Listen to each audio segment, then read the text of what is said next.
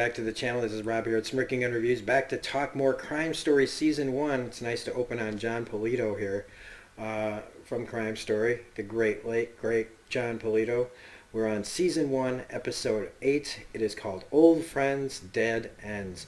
And I gotta tell you guys, this almost didn't happen. And I realize that this doesn't get watched by a lot of people, but I love talking about this show.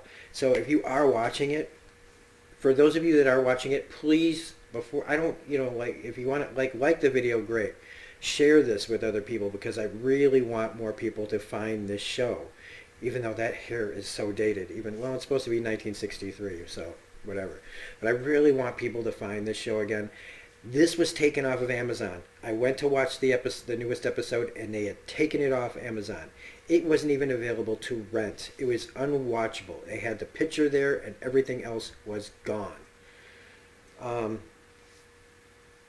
found it on Vudu, of all places, and I had to watch it with ads, so I had to kind of cut through the beginning. But this is another huge, amazing episode with not one, not two, but three actors that become huge. Well, two that become huge, one tragically passes away in the early 2000s. And in fact, the actress who plays Julianne here, she died recently too. Everybody's kicking off from the show because John Polito's gone too. Dennis Farina's gone too. It's really sad. But we get Eric Bogosian in this episode. We get the late, great Kim Walker from Heather's fame. And we also get a very young Christian Slater in this episode. So strap in, everybody, because we're getting in here. Another thing that I just realized while I was watching this was I was watching this show back in '86, and in this first scene that happens, it's Mike Torello having an affair with this Inga Thorson secretary girl. Like him and his wife have busted up, but they haven't officially divorced, And they're carrying on this affair, and I'm realizing that in 1986, I'm watching this with my mother, who's having multiple affairs on my father. I didn't even think about that until I was watching it. This episode. I got 8 episodes in before I remember that. Dark. But we're honest on this channel, and that's the level of honesty we give you. Also, the previously on, before they start this, and the previous scene with Polito and Ted Kehoe, it is over 7 minutes long. The recap is over 7 minutes long. So when you tuned in 1986 to watch this, it just goes on. And you couldn't, it's not on DVR, it's on live TV, so you have to just sit there and rewatch 7 minutes of previous episodes. That's a little much. Like, I like that they do it. I like that they do it with narration. But holy crap, man. So, what happens when we get to 16 episodes, man? Is half the episode going to be recap? Look, Kristen Slater, Kim Walker. She died of a brain tumor. It's really sad. Dana Wheeler Nicholson is also in this, and that's important to me. She was the one with the weird hair who plays Marilyn. We'll get to that. Also in this episode, I remember what this character's name is. It's Inga Thorson.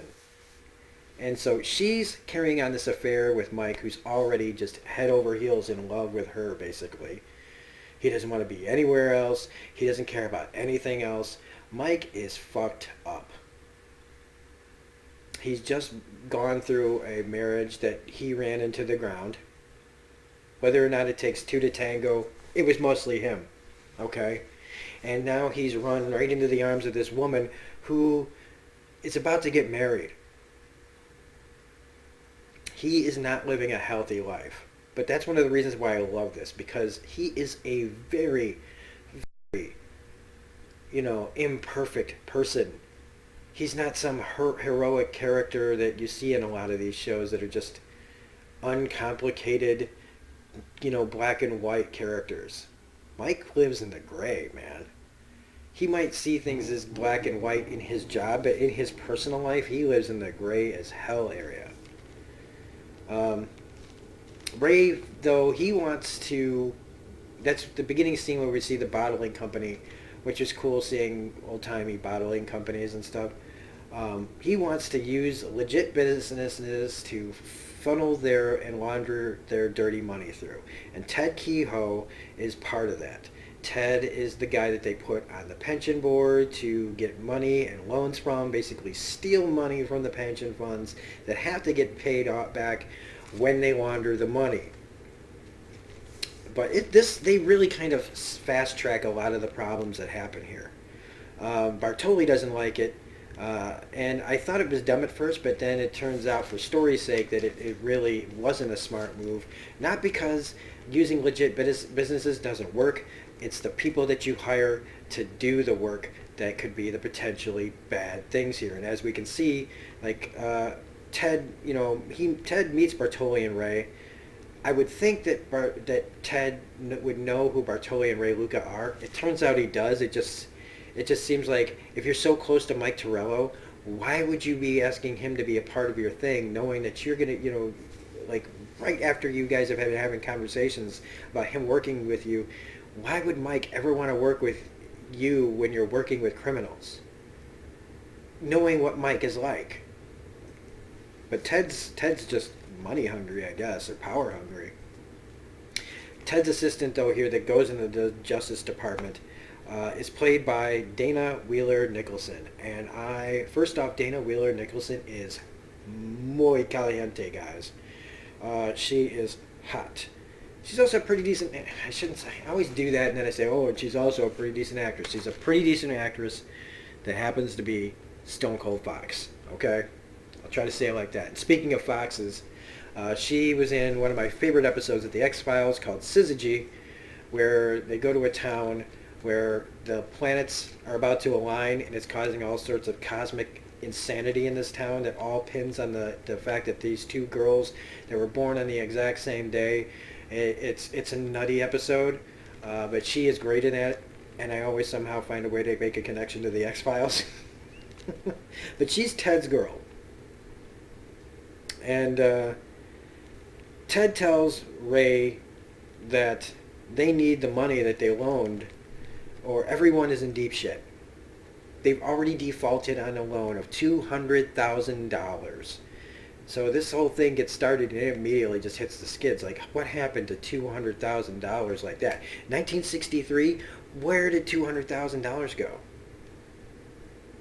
Ray then threatens Marilyn's life because Ted's saying, Marilyn's asking questions and we know where this is going, right?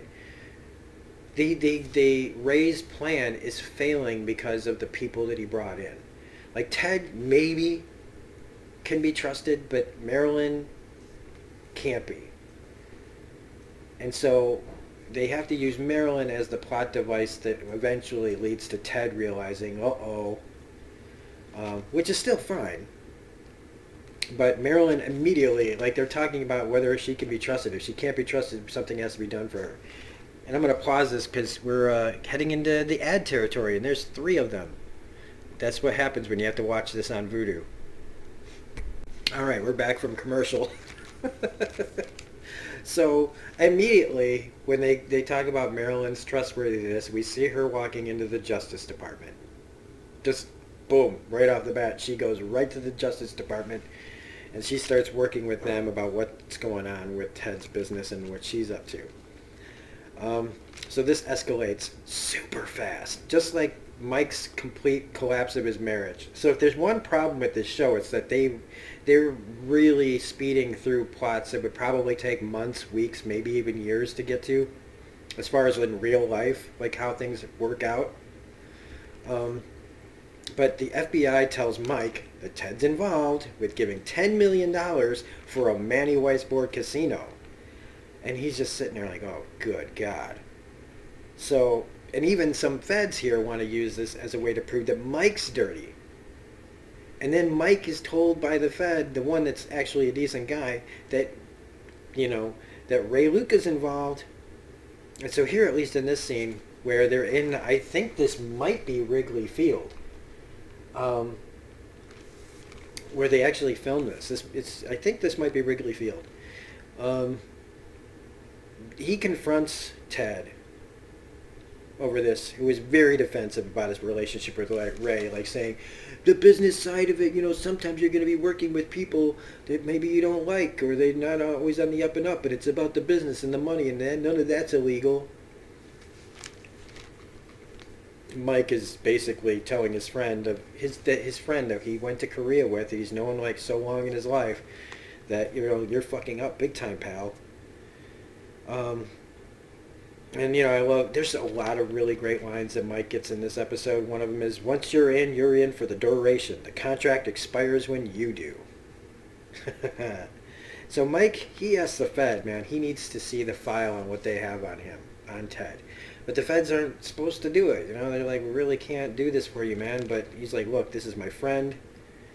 I need to make sure before I move on this, like, what do you have on him so that I can move ahead accordingly? We can make this easier. You just need to give me the information. I'm not going to go tell anybody else. I'm not going to, use this for some other case. But I mean, if it's against, this guy's putting his butt on the line for Mike. And he finds out, that the Feds, they got him dead to rights. So, and he's like, you are connected to all this now with Ray Luca and the outfit, and it's not just going to go away. I love this scene too, where he walks in, like, this is him going into the Justice Department, just like reaming in on these guys, right? Or no, he walks in on Ted here, and this is where he reads in the riot act, like, hey, nice outfit, but it's all over, like, or nice office. Where he just says, I'm not here as your friend anymore. I'm here as the cop. And it's fantastic. This is Dennis Farina at his best. Because he's just legit mad at his friend. Like, look at what you've done. Look at what you've done. You almost brought me into this. You wanted me to come in on this with you? Like, are you crazy? So, he's not fucking around. And then Mike goes to Maryland. Because Ted's not listening. So maybe he should go to the woman who has kids, who has, a lot to lose herself. And she's kind of written kind of silly because, like, apparently the Department of Justice told her to not talk to anyone. So she gets upset that Mike is even at her home telling her, hey, the people, she's denying everything. So whatever they were being, whatever she was told at Department of Justice, maybe she were telling her, don't trust anyone, to only talk to us. Mike's just there to tell her, look, if you talk to me, you can get some help because the people you're dealing with, they'll kill you without thinking twice. And Ted's not telling you, like, all this. Like, maybe you don't care about all this, but you should. And she immediately just like when she immediately goes to the Justice Department behind Ted back, she immediately calls the Justice Department on Mike, saying, I thought you said that this kind of shit wouldn't happen to me when I got involved with you. But what? Cops coming to help you? So she immediately rats him out. And then Krychek, right? Poor Danny Krychek. They're all still trying to find Pullman, played by Ted Levine, who's still on the lam from last episode's Pursuit of a Wanted Felon that had about this much pursuit in it. He's trying to tell them that they've got a line on Holman, they got a lead, but Mike is just so in his head with, his failing marriage, him wanting to just bang Inga Thorson because she's a beautiful woman from Sweden. And the stuff with Ted and Ray and everything else. Like, Mike is drowning in crap. And he just never comes up for air. Ever. And so he's now, like, putting off his own guys at the department. Danny Krychek is one of his closest friends, and they almost come to blows in this scene because Mike doesn't want to hear it. He's preoccupied with Ted, and he's just like, this is my unit. We will do things when I say we do them. Everybody's looking at him like he's lost his shit. And he has. And, when he tries to talk to the Justice Department, when he actually does go to the Justice Department, they play dumb. But he tells the Justice Department guy, played by Ray Sharkey, who's another person who died. Man, I could play that James Carroll song. These are people who die. Because, like, everybody on the show is, like, dropping like flies in real life. 96, 6, 16. It's been 33 years. So in 33 years, like, half this cast is gone. I'm sure the guy who played Manny Weisbord is long gone. But he tells the Justice Department guy that if I'm here telling you that I know what's going on, then that means Ray Luca knows what's going on too. And boom, we hard cut to Phil Bartoli and Ray Luca, like skeet shooting, I guess. They're wearing these really, like, I don't know, their outfits are kind of ridiculous. They look like they're golfing, but they're shooting, or they almost look like I don't know what they look like they're doing, but they don't look like they'd be skeet shooting, or even regular shooting for that matter. But they're wearing some fancy pants kind of clothes, like golf member outfits, I guess. But this is where we get to our introduction to Eric Bogosian, who is a great actor and was I don't know, does he still do stand-up? I don't know, I don't think I've seen Eric do any stand-up in a while, but he was in Oliver Stone's Talk Radio. He's all over the place. He's been on the latest season of Succession. He's a fantastic actor, and he's in here as Bartoli's lawyer. I believe his name is D. And he's telling him the feds are on all this. It's basically all over. The Justice Department knows what you're doing, and they've got witnesses. And as soon as you hear the word witnesses, you just go, oh, if the whole thing hinges on witnesses, then it's pretty much, do I have to spell it out for you what's going to happen? So he tells them the feds are on them. There will be indictments. Bartoli's like, well, get me released on bond, but forget the rest of these guys. Because as Ray knows, Bartoli's got his fingers in other pies that Manny Weisbord and everybody else, they don't know about. Ray does, but Ray's keeping that quiet. That's why he's not telling Bartoli some of the things that he's up to. They're all just, like, this is how criminal organizations fall. Everybody's, scraping for all the money they can and trying to hold back jobs from each other. It's dog eat dog. So he doesn't care about the others. Bottom line, they're going down.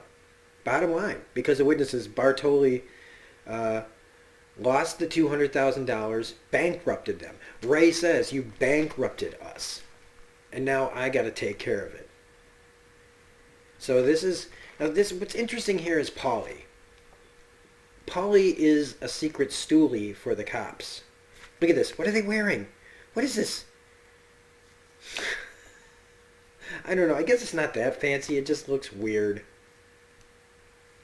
So here's Eric Bogosian, who's probably in his late 20s here.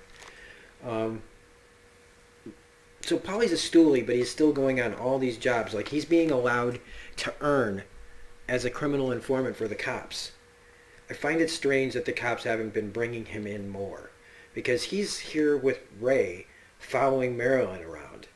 They wait for her to leave where she's going, they follow her, and they cut to black, which means bye-bye Dana Wheeler Nicholson, we hardly knew ye, and your foxiness.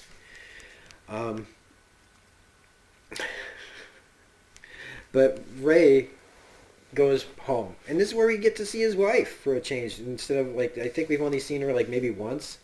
Ray tells her the announcement that they're moving to Vegas. They're going to get away from all the cops and go out there where things are simpler. Get out of Chicago, because if the indictments are coming down, he just wants to bail. Meanwhile, the Justice Department's trying to find Marilyn, who's missing, and Torello gets a subpoena saying that he's supposed to appear in court about all this stuff that's going on. Paulie, so Ray's getting ready to leave town, right? He's making preparations to bail. But they've got this score still, this Gorman safe. This is the story where they were going to go rip off a crook who's got a safe full of stolen goods. So, who's he going to tell? Polly has this, and this is just weird, but they throw this in here, that Polly has an orthoscope, where it's like how you can look through, like they use it for like looking into your body. So Ray, kind of like as a one last, job before he leaves, like for old time's sake, goes with Polly to rob this safe. And it is pretty interesting. They drill the hole into the safe, and they use the orthoscope so that they can see when the combination hits the right thing. And it's actually really clever. It really is. And even they're like, this is like the coolest thing since bullets.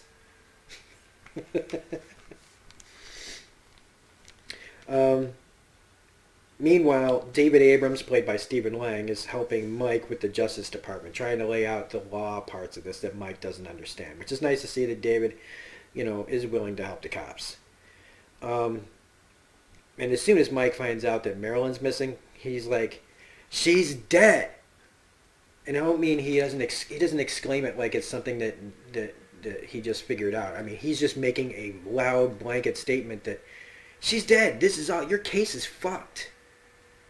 If you put me on the stand, I'll indict you next. They'll end up indicting him because of how you handled this case. You just lost your key witness. She's at the bottom of a well somewhere. So Ted's now freaking out.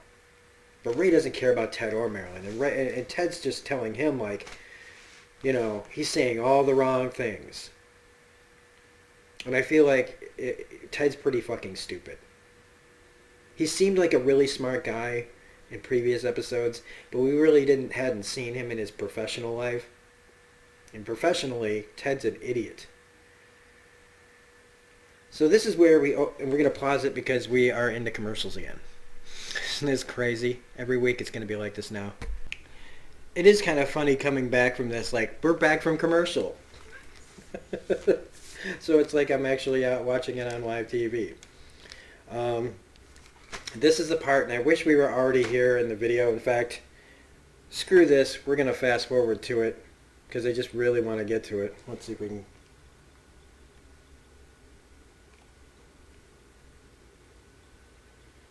It's that important to me.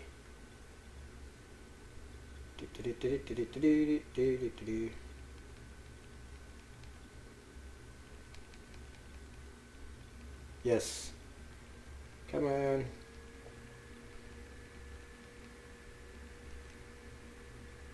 Tigers. Okay. So, this is where we see Christian Slater and the late Kim Walker in this great car. Okay, I'm not a car guy, and that's an awesome car. And in this scene, Christian Slater's trying to get, just give me one kiss. Come on, just one kiss, man. I'm gonna be leaving, and I just want to have one kissy poo, man. And it's cringy, but it's funny. And he's got the military haircut, so he's not in full-on gleaming the cube. He's not in full-on pump up the volume or Heather's. His hair hasn't grown out. She's not blonde. She's brunette here. Blondes have more fun, right? Well, I like this here. So they're at the river, and here's like, hey man, I'm sorry, I put some pressure on you, baby. So this is pre-Heather's, and this is where they find, of course, Marilyn's body. Look at them. Look at Christian. I'm sorry, but I'm just gonna. I have to look at this. This is just amazing. I don't think I've ever seen him with a haircut like that. Maybe not since. Did he have a haircut like this in Broken Arrow? I don't know. But they find Marilyn's body. She was shot 3 times in the head. They shot her 3 times in the head. So the Department of Justice shows up. Mike tells the cops, don't let the Department of Justice on in this. Their badges don't work here. And he starts threatening Mike with, we're gonna take this all the way down, federal jurisdiction. He's just like, good luck with that, buddy. He goes, and he goes in this great speech where he just goes off on this guy. Just goes off. And he eventually says, you're trying to climb the ladder? I am the ladder. So Mike calls Ted in. They get Ted to come in because they're just like, we're going to identify the body right here. We're going to freak Ted the fuck out. So they bring Ted in. And now Ted has to see Marilyn's body dragged out of the river. And he realizes Like, the very seriousness of the situation that he's in. So, like I said earlier, why aren't they talking to Polly? Why haven't they dragged his ass in to, like, confront him about this stuff? Because, I mean, that's what you use a criminal informant for, right? You allow him to make little bits of scores so that he can maintain his identity on the street. But he's even involved in murders. If you even think he's involved in murders, wouldn't you be dragging his ass in? So I'm going to fast forward to Ted coming in here, because we're almost at the end of the episode. Mike goes back to the bar at the Orbit Room to, like, talk to his guys. And Ted goes and confronts Ray, who he walked in and he punched him in the face, which was a huge mistake. You know, he's like, what did you do to Marilyn? Ray lets him leave. Ray lets him leave because of the business, because he needs him alive. Because without him, the money and everything all stops no matter what indictments are coming down. It's all about still bringing in the money, because Ray wants to have his move to Las Vegas. He wants to have his sports book going, so the money can't stop no matter what. So he takes the punch to the face of this guy, and Ted goes home to get drunk. Meanwhile, as we see here, Ray just waltzes into his place and says, you know, Ted's like, I should have listened to Mike. See, what Ted should have done after he socked Ray Luca, a criminal murderer, in the face, instead of going home and getting drunk, he should have went directly to Mike or the police department. But instead, he makes the stupid decision that he thinks nothing's going to happen to him, nothing can touch him. They need me for what all this is going on. But then he tells Ray that I should have told Mike about you. I should have told him what was going on, and I didn't. And now he's telling him, I'm going to go to the FBI. What are you going to do about it? Ray tells him, I let you punch me. Nobody punches me, but I needed you, and now I need you to get in line. But, I mean, this is all headed badly for Ted. Because, I'm going to go to the FBI. What are you going to do about it, huh? What are you going to do about it? Well, I thought he was going to just shoot him right there. But he doesn't. And instead we get this really quick image of Polly. So Polly's there, but he's not in, I didn't understand if Polly went with Ray or Polly followed Ray. They don't make it clear that Ray knows that he's there. Because he's right here. See, he's in the shadows, right? Looking like maybe he was supposed to wait in the car or something. And he followed Ted up. But see you later, Ted. Have a nice fall. That's a pretty interesting shot. They get a guy flying out a window. And then good old Ted takes a header out the window. And so they don't establish if Ted or Ray did it. I'm assuming that if Polly wasn't supposed to be there, he witnessed Ray throwing him out the window. And maybe Polly will then come forward to get called in by the cops finally and questioned about what he did and what Ray did. So it's crazy. This is a crazy, crazy episode, man. Guest stars up the wazoo. There's some problems with it as far as story-wise, the things that don't make sense. But otherwise, another fantastic episode of Crime Story. Can't wait to do episode 9 next week. We're already on episode 9, everybody. So if you liked this review and you like watching ads for it now, please hit the like button, comment, and again, share these videos with people, man. Share these out there in the Twitter sphere, in the interwebs. And if you're not a subscriber already to the channel, please become a subscriber so you can hit the bell for all notifications. You can find me on Twitter, at reviews_gun. Otherwise, if you feel so inclined to donate to the channel and help make it better, so maybe I can someday get a camera that I don't need to worry about the way it looks and the buffering and all that.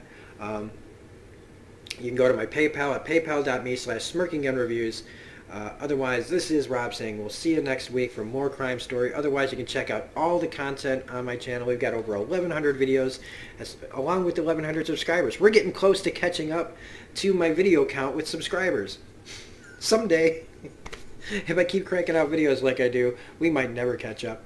So anyway, have a great day, and we'll see you on the next crime story. Bye.